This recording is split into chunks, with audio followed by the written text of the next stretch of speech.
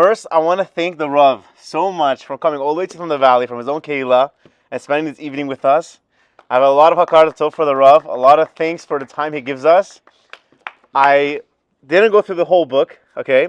But this is a sefer that I learned with him, just parts of it at the beginning. And as you can tell, I wrote a lot of notes because it's in Hebrew. But the fact is that this changed the dynamic of how I viewed my relationship and my marriage. And this helped so much. And it's the reason and the key motivation for having tonight. And having to put the string lights up was also a blessing. They're nicely dug. He can attest to it, right? Good, secure, great. He's a contractor, that's why I pointed him out. Anyways, tonight's not a typical shiur. A lot of you guys are very personable and down to earth, and I know you guys at a friend-to-friend basis.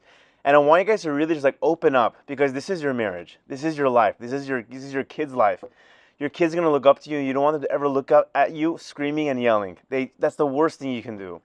And not only that, but the last person you want to yell at is your wife. Have you ever gone to Whole Foods or the Ralph's and yell at the cashier at the top of your lungs? No, but you're going to yell at the person you love? Absolutely not. It's just that we don't have the full control in that moment. And Rabbi is going to help teach us how to have the control over those moments, how to deal with in-laws, because we all have them, right? They're not our parents, but they try to enforce the laws on us as if they're our parents. So the Rabbi will speak to that a little bit. However much we can get to, we will get to. And the rest, hopefully we'll do this very, very soon, another time. So without further ado, I'm going to call the Rav up. And I also want to say one last thing. The reason why this is important is that this is a muscle we have to keep on working on. Shalom Bayis is something that you keep on working on no matter how old you are, okay? You see 80-year-olds with terrible marriages. That's because they didn't work on it. You have to constantly be working on it, and don't be ashamed. At the end, I'm going to turn off the camera, and we're going to have a personal question, one-on-one question, okay? If you have a personal question you want to ask, go ahead and ask the rabbi. If it's super sensitive, I got a Google Forms up on the calendar invite I sent you guys. You can put your question there. I don't know who sent it. If it's super sensitive or personal, you can put the question there. It's anonymous. It gets sent to me anonymously. We go to years and years and years to learn how to become a doctor, a neurologist, right? We go for a month to become a filmmaker, right? And we spend a lot of time at doing this and really becoming the best at it. But the one thing we don't spend so much time on is how do we become a perfect spouse? How do we become that husband or that wife, right? We don't spend time learning, and it's an educational thing. There are tons of books, and they're relying on thousands of years of Torah and education that marriage has always been. That's the only reason why we exist, is because marriage exists. So we exist because of that, and we have all this knowledge from thousands of years that is brought down by Rabbeim, like Rabbi Horowitz. So without further ado, Rav, thank you for your time, and I hope that we can do this and make this even larger and larger as the months go by. Thank you guys for coming, seriously. Thank you, Rav.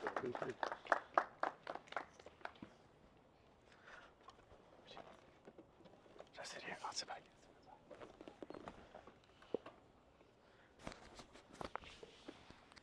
For the first part, this is for you. Okay.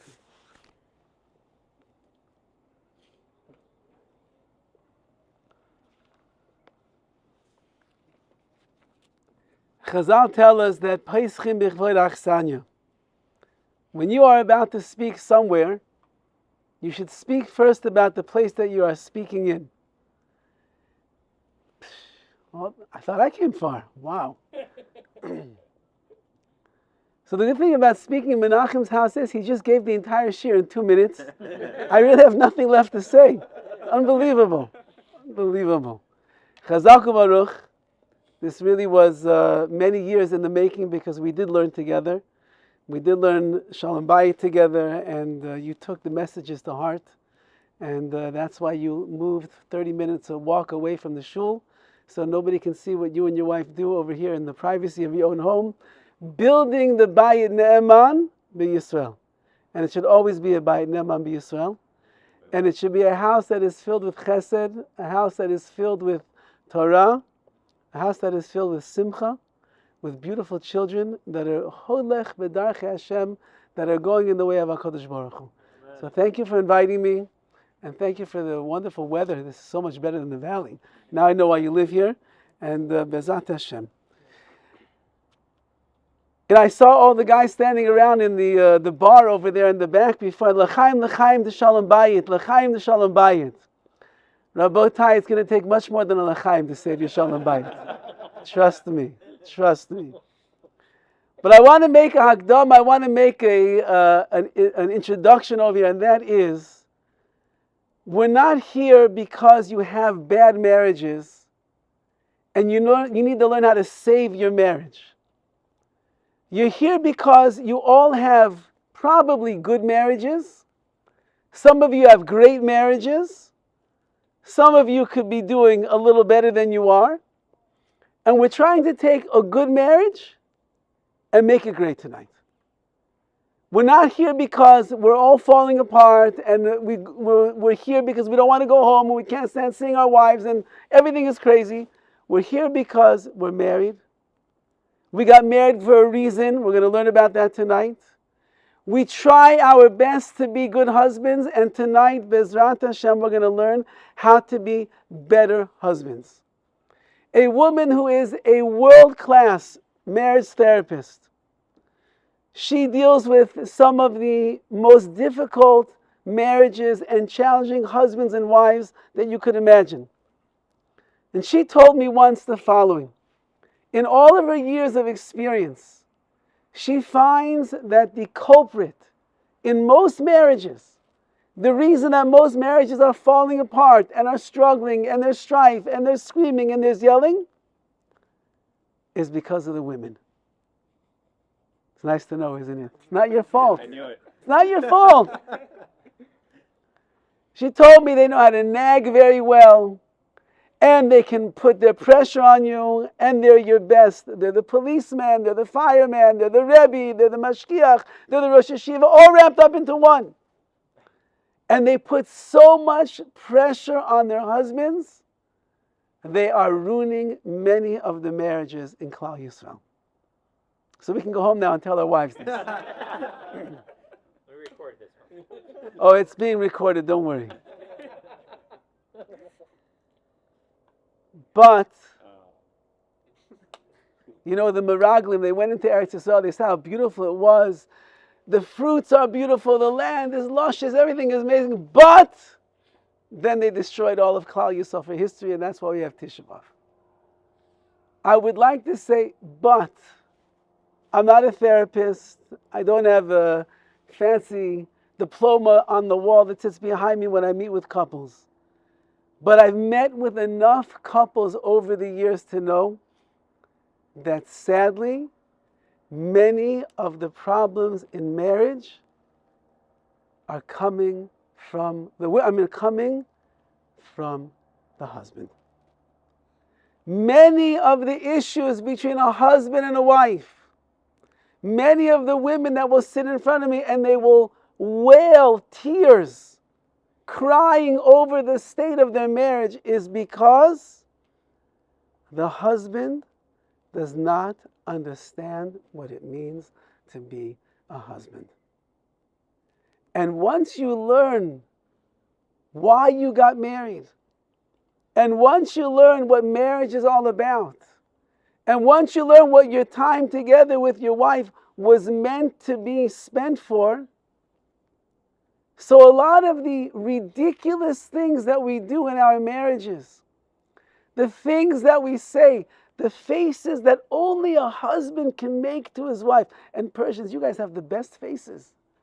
Those faces, the faces look like you have like indigestion. Your wife is giving you indigestion.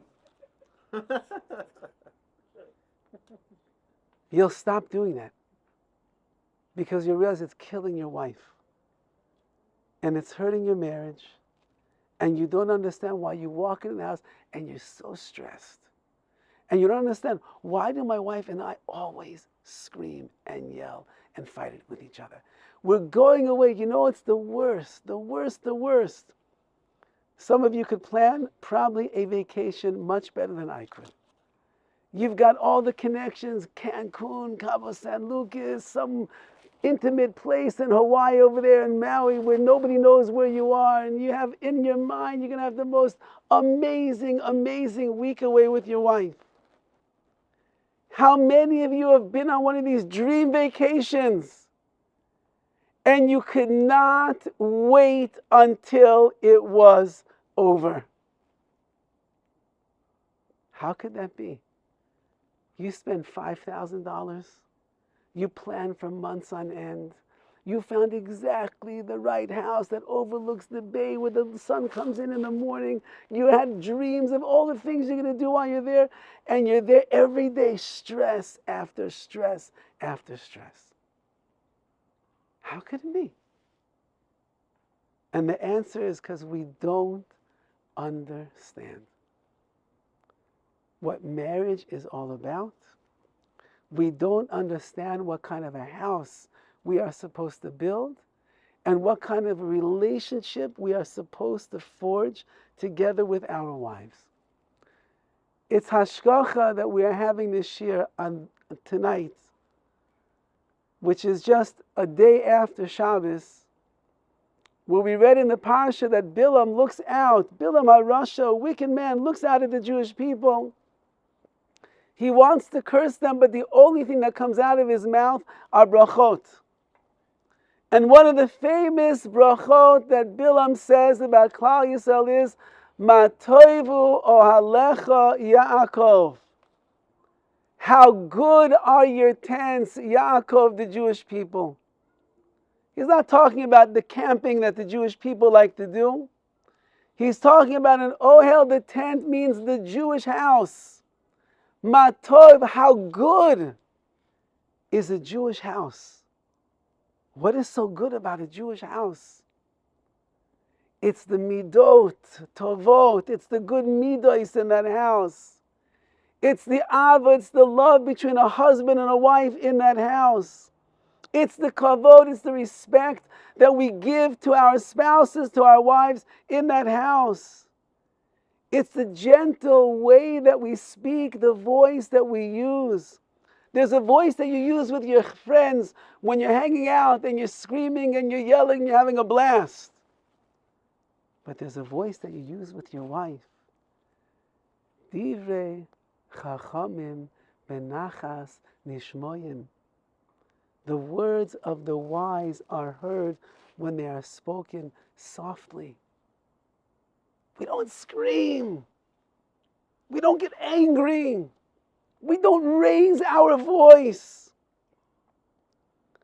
Between us and our wives, we speak gently, softly, kindly, peacefully, all of the time. Said Bilam HaRashi is looking out on the Jewish people. You ever see a woman camping out in the desert? You ever see a husband and a wife and all their kids camping out in the desert? You think that looks very glamorous? It doesn't look so. There's one. Come on in for the cup, please. It doesn't look so glamorous. And yet, what did Bilam, thank you, what did Bilam see? Bilam saw the husbands and the wives under pressure, under stress, schlepping around, moving here, moving there, going here, going there, kids running inside and out of the house, screaming and yelling, pulling off their diapers, wiping it on the walls. All the wonderful things that our children love to do and drive us crazy. Bilam looked and he says, wow, look how beautiful a Jewish house is. With all the stress of parnassah, with all the stress of living in Los Angeles, with all the kina, tava, the kavod that goes on, all of you want to become multi-millionaires tonight. And this wife next door, she's more beautiful than your wife. And those kids are better than your kids. And that house is nicer than your house. And that car is better than your car. And his job is better than your job. With all of that stress. Matayvu ohalecha Yaakov. Look how good the houses of Klal Yisrael are. A husband and a wife who treat each other in the right way, who talk to each other calmly and peacefully, who can listen to the opinion of the other person before they said, no, that's not right, you're wrong again. Wow, said Bilam, I'm jealous of such a house. When I was a chassan, when I first got married, I was learning in yeshiva in Baltimore, in Ner Yisrael, and I came back right after the Sheva Brachot, and we were still not yet settled into our apartment. And I wasn't able to go to the kollel yet to learn because I had to take care of my wife. Was coming from Los Angeles. She had no family, no friends. She knew nobody in Baltimore. I couldn't leave her right away, so we were living in somebody's basement until our apartment was ready for us. And every morning I was going to a small little shul there in Baltimore, and the Rav of that shul was the name of Rabbi Vitzik. He was a student of the Chavetz Chaim. For you, that would be like hearing student of the Ben Ish Chai. Student of the Chavetz Chaim, the biggest tzaddik in the world. And I was learning in the mornings with a friend of mine, and he said one morning, Rabbi Vitzik, my friend just got married a week ago. Give him a bracha. Give him a blessing. So the student of the Chavetz Chaim looked at me and he gave me the following blessing. May the Shekhinah always be comfortable in your home. That's it. Nothing else. Do you know what that bracha means? That means that if HaKadosh Baruch Hu would knock on your door at any time of the day, or night, or afternoon, you will greet him at the door with a smiling face, and your wife standing right next to you with a smiling face and saying, come in, Hashem. Enter into our bayit, Ne'eman b'Yisrael. Come in, please. We're so happy to have you here. If you have Matovu Ohalecha Yaakov, if you have a house that is good, if you have a house V'yedata ki shalom ba'ohalecha. Says HaKadosh Baruch Hu, I know that there is peace in your home. Darchea darchei noyam v'chol netivotea shalom. The ways of the Torah are noyam, are pleasant, and all of the netivot, all of the pathways are shalom, they are peace. Says Rav Dan Segal, one of the great rabbis of our generation, you know what a nativ is? A nativ is when it's a pathway that you're going on, and you know the destination that you're heading to. When you get in your car tonight to come to this shiur, and you put into your Waze 432 South Roxbury Avenue, Beverly Hills, that's why he moved so far away from the shul. Over there, it's just Pico Robertson, Beverly Hills. And the Waze told you have 7 minutes or 10 minutes or 20 minutes, however far you're coming from. When you started driving, you knew where the destination was that you're going to end up at. The Torah gives us a destination. And in our homes, the destination is Shalom Bayis, peace and harmony in the house. That's the goal.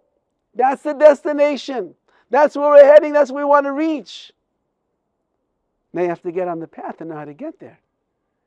And sometimes after 1 month or 2 months or 2 years or 3 years or 5 years, you're wondering, how come there's no Shalom Bayis between us? Why are we always arguing and fighting with each other? I look at my friends, they always seem like they're happy. We go to their house for Shabbos. We'll speak about that one other day.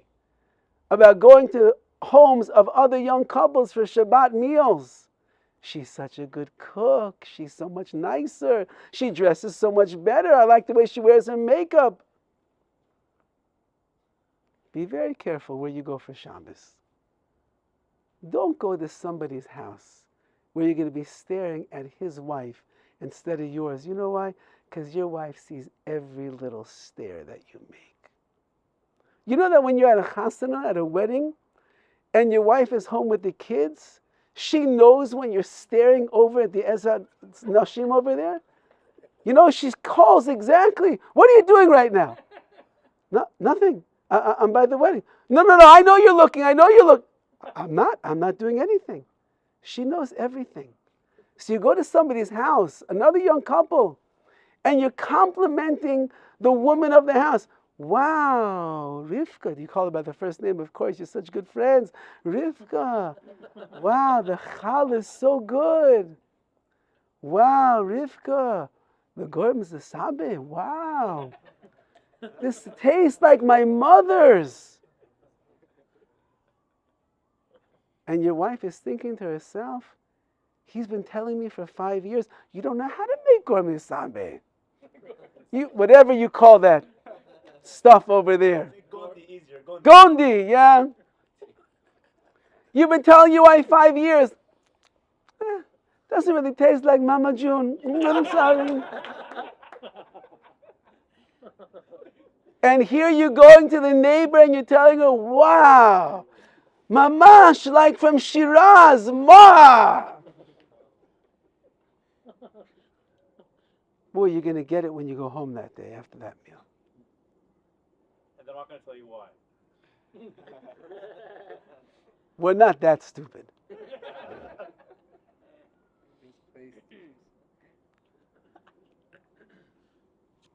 You're trying to create a relationship with your wife that is so outstanding, that is so special, that is so unique, that even Bilam Harasha, the biggest Rasha in the world, would look into you and say, wow, I'm jealous of that marriage.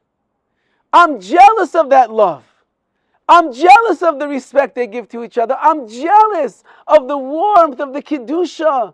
I'm jealous of the simcha that they have together. Matovu ohalecha Yaakov. Look at the goal that they're trying to reach. They're trying to get to that place called Shalom Bayis.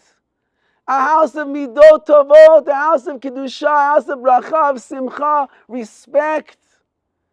Speaking gently and softly to your spouse, to your wife. Listening to what she has to say, even when she's wrong. She's not always wrong, just usually. But even when she's wrong, you listen. Ooh, it's a good point you're making. It's a very good point that you're making. And sometimes you'll even be mavate, you'll give in.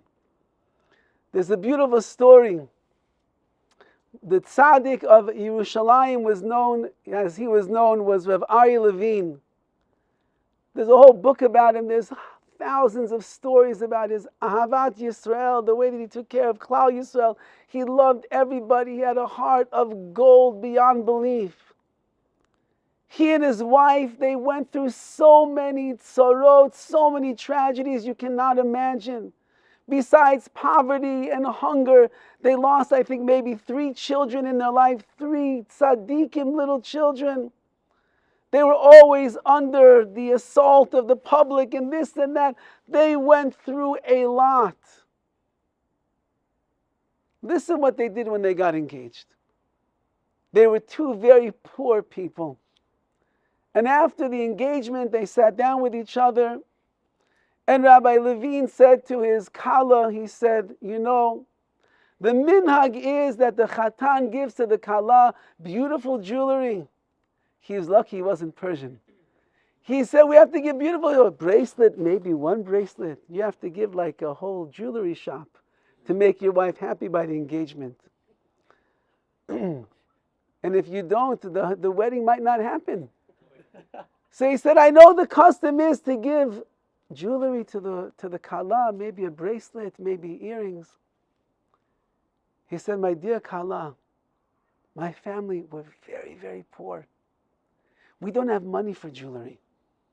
I can't offer you anything. He said, but one thing I promise you I will do. for our entire married life together. I promise you. Whenever the two of us get in a disagreement about something that I want or that you want, and we don't agree with each other, you want to go out and you want sushi, I want to go out to Pat's and get a big Baca Grande, you want to get the Tesla, I'd rather get something more low-key like a Honda, something like that. You're planning on vacation, you want to go off to the Cabo San Lucas. I said, you know what, we're fine, San Diego, we don't have the money for such an extravagant. I promise you, my dear wife, that in every situation that you and I disagree, I will always be mevater, I will give in and will have things your way. Because I want you to be happy. And this young Kala was smiling. And then she got serious and she said, my dear Chatan, you know the custom is that the Kala's family makes a beautiful Chatunah. Wouldn't that be nice if that was the custom? The Kala's family makes a beautiful Chatunah. I know someone who got married 20 years ago. His wife's family wanted such a fancy wedding, he's still paying off the bills from that wedding. So she said, they want to make a beautiful wedding, a nice big hall with music and catering and so many people. She said, I'm so sorry. We're very poor. We don't have money to make a fancy wedding. We can't afford the top-notch caterer. We can't afford a band and a big hall. It's going to be very small. I'm very sorry. But one thing I promise you. Every time that we disagree and I want one thing and you want the other, I'll be mevater, I'll give in. And we'll have it your way, not my way. Can you imagine such a marriage? Each one is always thinking about the other person. Not what I want, not what I need, not what I'm expecting. I'm always thinking about what is going to make my wife happy. Because if she is happy, then you will be happy. If she is miserable, she's going to let you know how miserable she is. If you are aggravating and you are uncompromising and you have to have it your way or the highway, you're going to have a very sad, stressed out wife. And then when you sit down with the marriage therapist or the rabbi and you say, she never gives me respect. She never is mechabed me. I remember my mother and my father. She used to kiss his hand and bow down and kiss his feet. My wife never is mechabed me with anything. And you know what the answer is? Because you are not mechabed. You do not honor and respect your wife. Why would your wife respect you if you don't respect her? Why would your wife want to make you feel good if you only put her down? Why would your wife? I was once talking to a couple, and the couple, when they got married, I was by their chasana, I was by their wedding. I never saw bigger googly eyes in my life popping out of the head of this kala. It's like, those like big lollipops that you can get at the amusement park, and they look like she's going around like this the whole time. She's looking at the husband like this. And the husband's looking back at his wife, and everybody's crying, and it's so beautiful. Everything was amazing. And she tells him in front of me, after so many years of being married to you, I don't even know why I was staring at you with googly eyes under the chuppah. Because if you don't respect your wife, and you don't treat her in the way that she needs to be treated, and you don't understand what makes her tick, and you don't get inside of her psyche and her essence, who she is, so then you're always disrespecting your wife. And she feels it, and then you'll never get the respect that you want. I'm telling you this from experience. There's almost never been a husband and a wife that sat down in front of me where the husband is not complaining, my wife does not respect me. She doesn't respect me when we're alone, and she doesn't respect me in front of the children. What's the matter with her? And the wife starts saying, what's the matter with me? What's the matter with you? And he said, wait, I asked you, what's the matter with you? And then they go back and forth, back and forth, back and forth.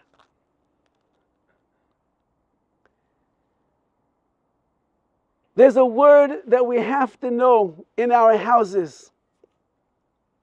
There's one word that we never, ever say, no matter how heated the argument gets, no matter how high the emotions are flying, no matter how much pain you are in and how frustrated you are from your wife. There's one word that we never, ever let into our house. You never, ever say, mother-in-law. The D word. Maybe by you, the Sfardim, the Gimel word, get. I'll give you a get. Never. This word never enters your house. It never enters a conversation.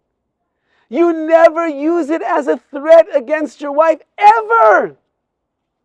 The minute you say that word, the minute you insinuate, I would be so much happier if I never got... The minute you're destroying your marriage.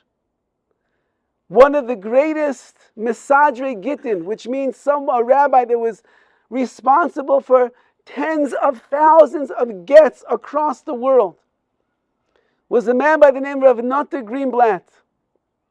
He would travel from one end of the world to the other, usually at his own expense. After he passed away, they made a cheshbon, they made a calculation that he flew millions of miles, 1,000,000+ miles in his life, all over the world, to make sure that there would be no woman that would get stuck without being divorced if that was what was supposed to happen. Otherwise, she can never get married again.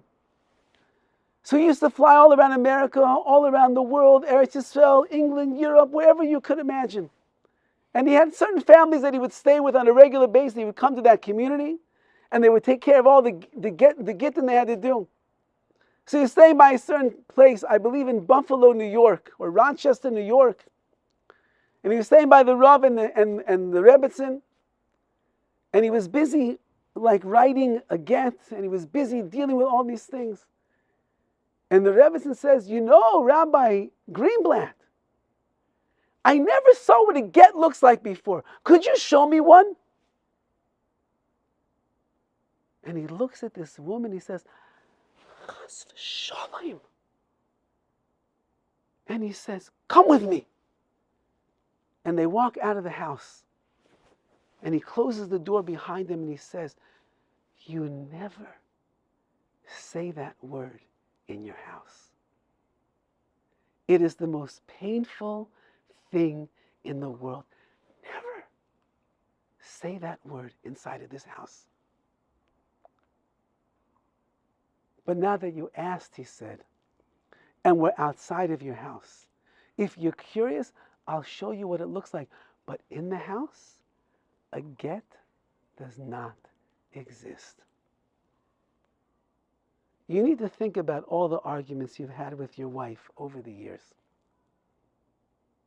And you need to ask yourselves, how many times have either of us, husband or the wife, she said, I can't take it anymore. I want out of this marriage. I can't take it anymore. And you're threatening her. I'll go to RCC right now. I'll go right now. I swear on the sacred, I'll go right now. How many times do you say the D word, divorce? How many times do you say, it would be so much better, I don't even know why we got married. You know what those words do to your wife? They kill her. When you say, I don't know why we got married, you've just killed your wife. Because when you were standing under the chuppah, and you were staring at each other, and you were vowing to one another that you were going to stand by each other's side forever and ever and ever. And you sat by every Sheva Bracha, and they were saying all the wonderful things about the Chatan and all the wonderful things about the Kala. And you were dreaming, and she was dreaming about the wonderful life you're going to have. That's why you got married. And now you tell her those words. I don't know why we ever got married. We should get divorced. Never, ever take it out of your vocabulary.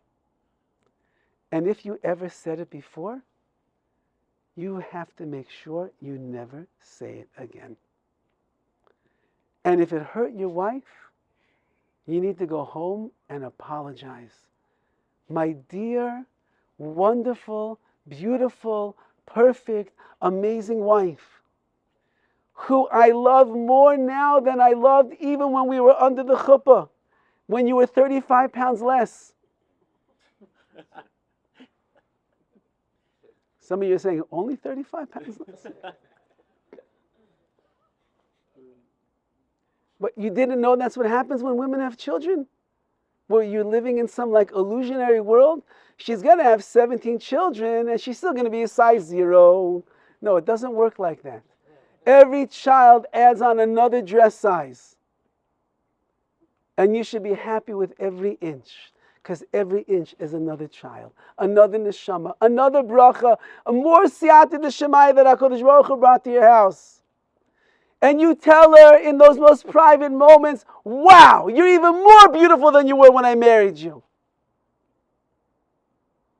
That's called Shalom Bayis. But when you attack, and you criticize, and you put her down, and you make her feel bad, and you don't look at her anymore smiling when she comes. Do you know what it's like for a woman to have had 2 or 3 children in like 4 or 5 years, and her body is not bouncing back to what it was when she was a size 0.5 at the chuppah? And every dress that she puts on, she feels like she's 100 pounds overweight. And she goes to the store, and she goes to 1,000 dresses, and she walks away maybe with a pair of shoes at the end of the day. And then she says, my gosh, my feet got so fat. What happened to me? And you can't tell your wife how beautiful she is because she weighs a little bit more than she did when you were dating her and when you got married? Shame on you. That's all I have to say. Shame on you. You're allowed to get a belly. You're allowed to lose your hair. Yeah, you're allowed to come home drunk every once in a while. You go to shul and you tell your wife, I'm just going to daven Mariv. And then you sit around and you schmooze for the next 2 hours till you go home. And your wife has no idea where you are. You're allowed to be out of shape. You're allowed to smoke. Whatever you guys smoke these days. But your wife is not allowed to gain 15 pounds. She just did the biggest crime in the world. And you're not going to tell her, my dear, you're so beautiful. Wow. I'm the luckiest guy in the world. You're killing her. You're mamish killing your wife. Every time that you don't tell her the words that she needs to hear, and you use the wrong words. Every time you don't look at her in the right way, you look at her in the wrong way. I once had a friend, he was a chassan, he was engaged. And his wife was from Los Angeles. And he came for Sukkot, to be here, to celebrate together with her and her family. And this girl, the Kala, she went out before Sukkot. She bought like a new outfit for every day of Yom Tov and every day of Chol Hamoed that this boy was going to be in town. And every day she was waiting for the Chatan to tell her, wow, what a nice dress. Wow, you look so pretty. Wow, you look so nice. Wow, another new dress, another new dress. And she's going to giggle and say, it's all for you, yes. She's waiting every day for the guy to say something. In 5 days, he said nothing. She's driving him to the airport to drop him off for his flight back to New York where he's going. And she says, listen, I'm just going to pull up a little bit slow, jump out, because that's how we're going to leave each other right now. She says to him, did you notice all the new clothes that I had over Yom Tov? And he says, no. She said, do you know that I went shopping before you came? And I bought one outfit for the day and one outfit for the night and another one for the day. And we spent 3 days of Chol Hamoed. We went to the zoo. I had a zoo outfit. And I had a boating outfit. And I had a hiking outfit. Did you notice that? Was I supposed to? Yes. I did everything for you. He said, wow, you look so pretty. Wow, very nice. Your wife gets dressed in the morning. Who's she getting dressed for? Her boss? For the kids that are going to put their yogurt and their cereal over her? No. She's getting dressed for you. She's putting on makeup for you. She's putting on this babushka thing on her head for you. She gets new shoes for you. You better hope she doesn't have one with the pointy little tips over there. It's easy to kick you like that. She's doing everything for you. And you could be oblivious and not see. And then you think, wow, is that a new outfit? Wow, it's so nice. Those new shoes. Wow, you did it. Your makeup, it looks like a clown. I mean, it looks so a little different today. Everything she's doing for you. If you don't compliment and you don't tell her how beautiful she is, and you don't say thank you so much for always looking your best, you're killing your wife. You're destroying her. Rav Chaim Friedlander writes in his kuntras, in his book for chasanim, for grooms, for young men that get married, all of your wife's self-worth and value, all of her self-esteem, all of her good feelings about themselves come from one person in this world and one person only. It comes from you. She's looking for your compliments. She's looking for your smiles. She's looking for your appreciation. She's looking for your gratitude. You think it's easy to cook a meal with a little baby in your arms? You think it's easy to make a Shabbos meal when she has the stress of maybe paying the bills? Maybe your job's not going so well and she's working very hard, and then you expect her to make sourdough bread and regular challah. And she says, oh, I used an egg. Oh, chas v'chalila, we don't use eggs in our challah. You have to make new challah, water challah. And she's doing it all for you. And she's looking to you to get all of the credit, all of the support, all of the accolades, all of the gratitude. And if you don't say thank you, and you don't appreciate, and you don't build up her ego the way that she needs, she feels like a shmata. Persians know what a shmata is? A rag. She feels like a shmata. You're the one that makes her feel like a queen. And you're the only one in the entire world that can do that. Many years ago, my wife and I, when we had the schus to learn in Kollel, in Ner Yisrael, so we went through this tekufa, this period where I felt I was becoming like this big tzaddik. I stopped eating red meat. And even on Shabbos, I told my wife, you know what, no more red meat. We have to be tzaddikim, we have to be parish, we have to separate ourselves from all the olam hazeh, the pleasure of this world. No more red meat. Okay, my wife, she's a good wife. She went along with me. After about 6-7 months, I forget what it was like Shabbat, Rosh Chodesh.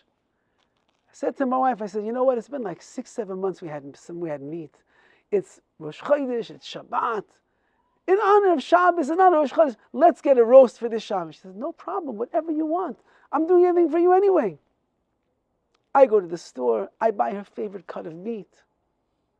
I bring it home like, Korban, here it is, my dear wife. And I give it to her, and she begins preparing it, and I don't know, I had this bad feeling inside that my wife forgot to put salt on the meat. So I kept like sneaking around in the kitchen to see if I could figure it out. Couldn't figure it out, but I had this feeling that she forgot the salt. And I thought to myself, what a disaster. I didn't eat meat for 7 months. At least it should taste good tonight. And she forgot the salt. I went to shul Friday night. And as I'm walking home from shul, I'm telling myself, I'm giving myself a mussar shmooze. I said, listen, you know she forgot the salt. And you know the meat's not going to taste the way you want it to taste. You know that. And I kept telling myself, but your wife's feelings are more important than the meat. And I said, just take a bite and put on an act like, wow, this is the greatest meat I ever tasted in my life. It's incredible. Just make my wife feel good. And I'm chazing over, I'm reviewing the whole shmooze the whole time home.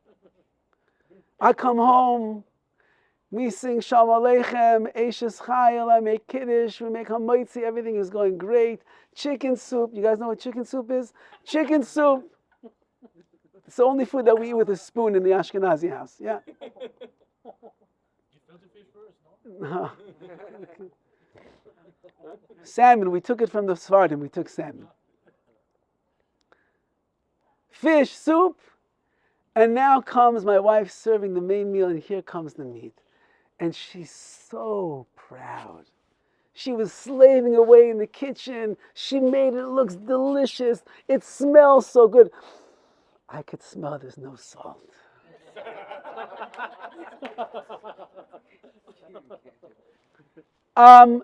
Cutting into the thing. She's watching me like a hawk. She can't wait to see the smile on my face. And I'm going in my mind, I'm giving myself such mussar. Don't blow it right now. Just take a bite and smile like it's the best meat in the whole world. Since the Korban Pesach, there's never been a piece of meat like this. And I cut into the meat, and she's watching, and I put it in my mouth, and there's no salt. And I go,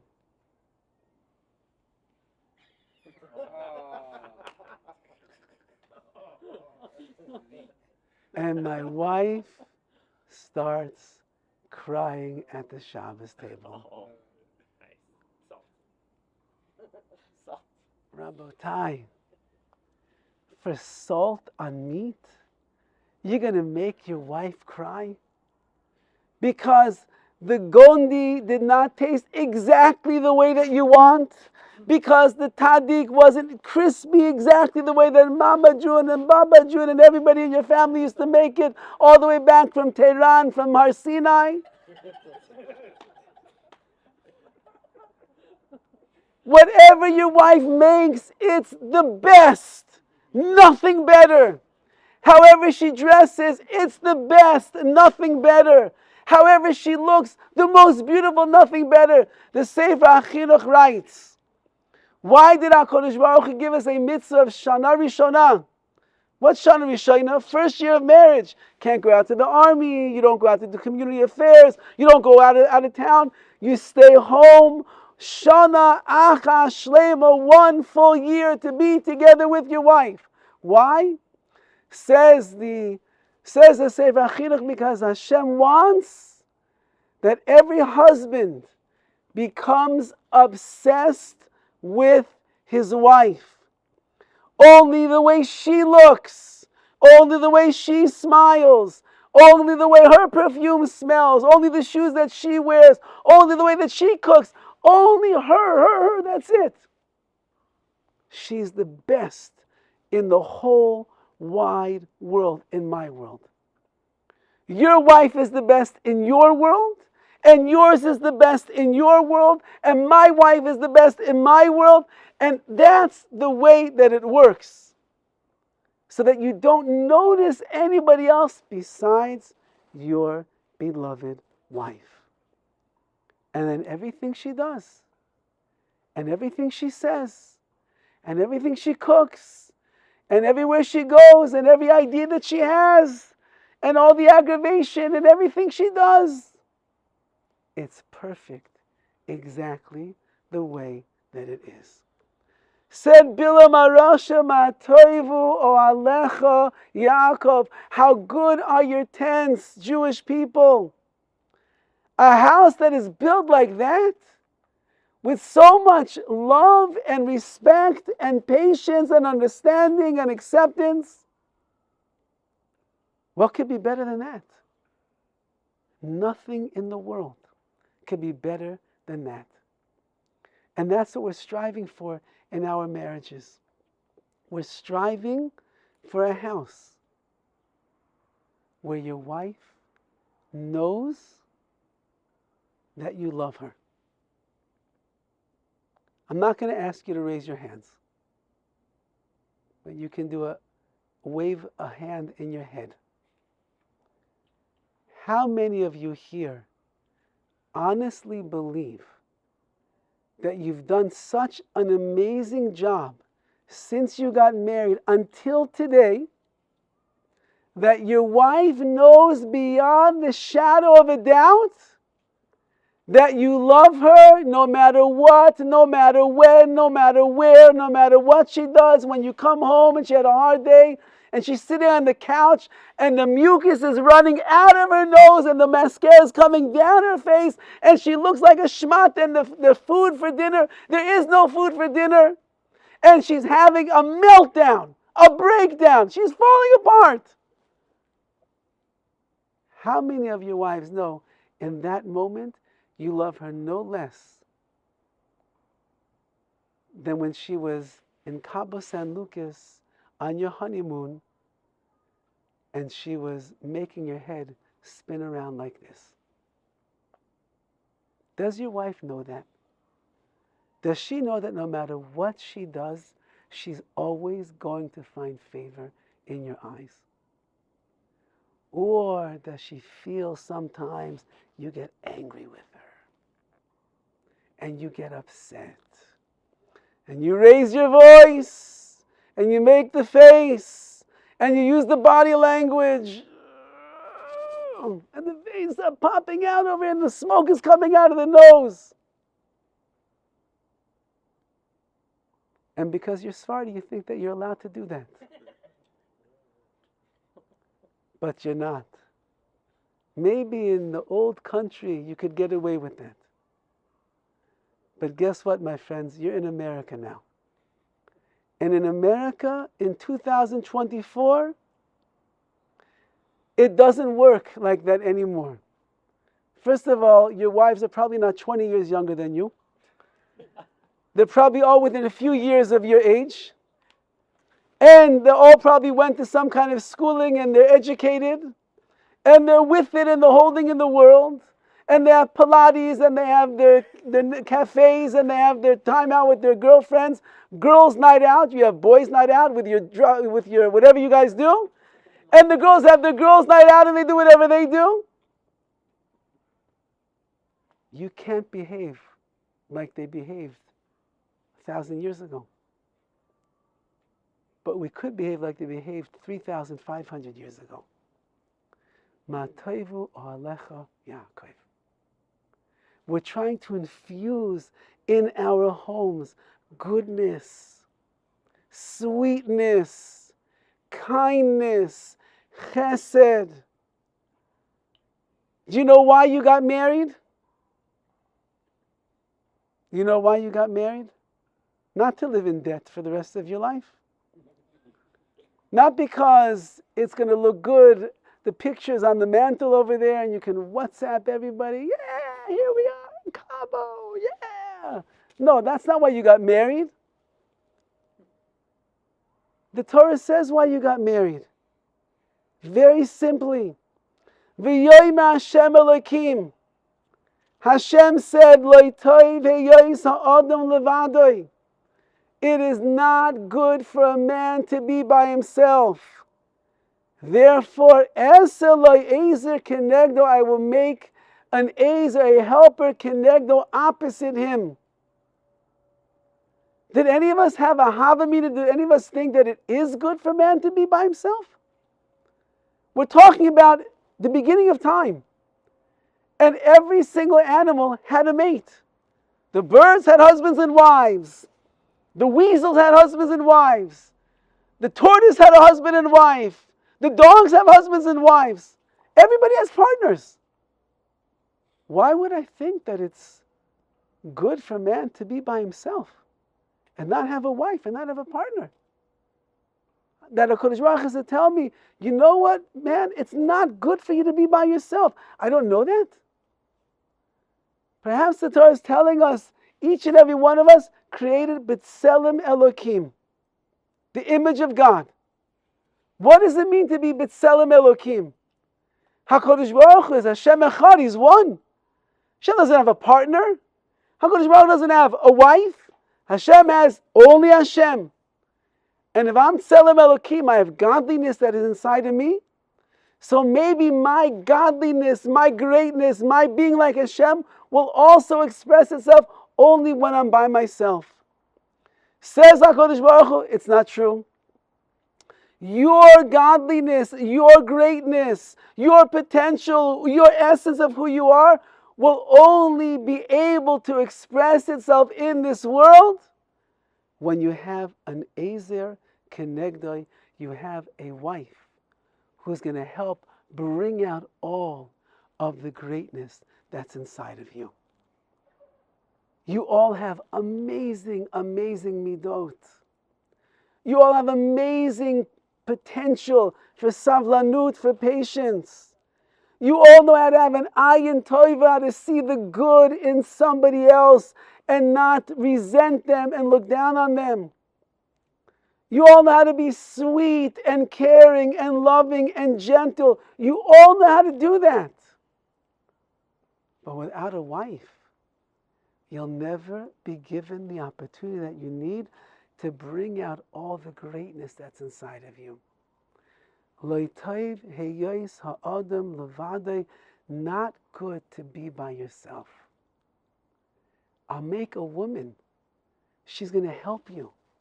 She's going to help you become the greatest you that you could be.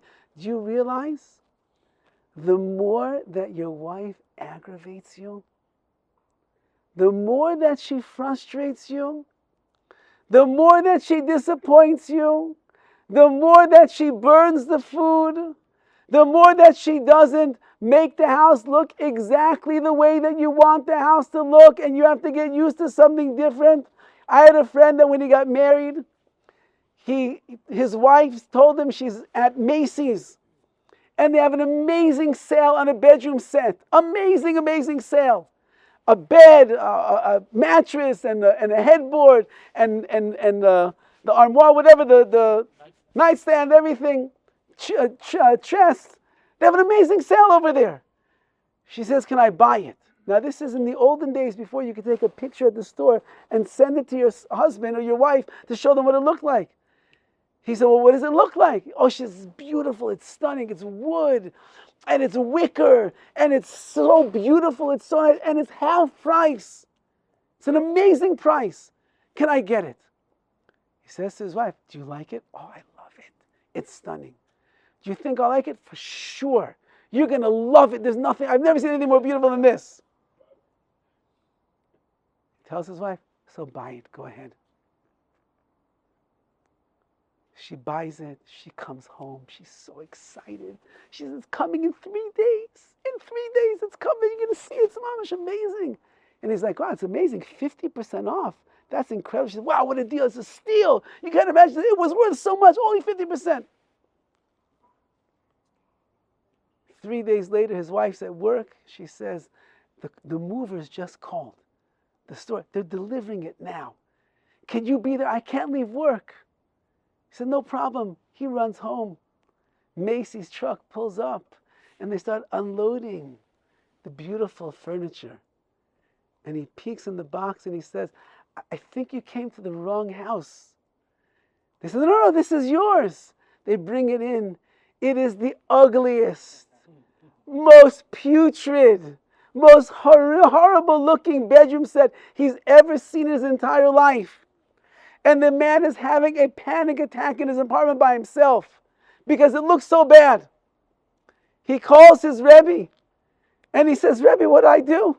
He said, well, what happened? He tells him, I told him, my wife calls me from Macy's. She wants to get a bedroom set, 50% off. She says, it's beautiful, it's stunning. She wants to get it. I said, go ahead. And he said, well, what happened? She got it. And so what's the problem? It's so ugly. And the Rebbe starts laughing his head off.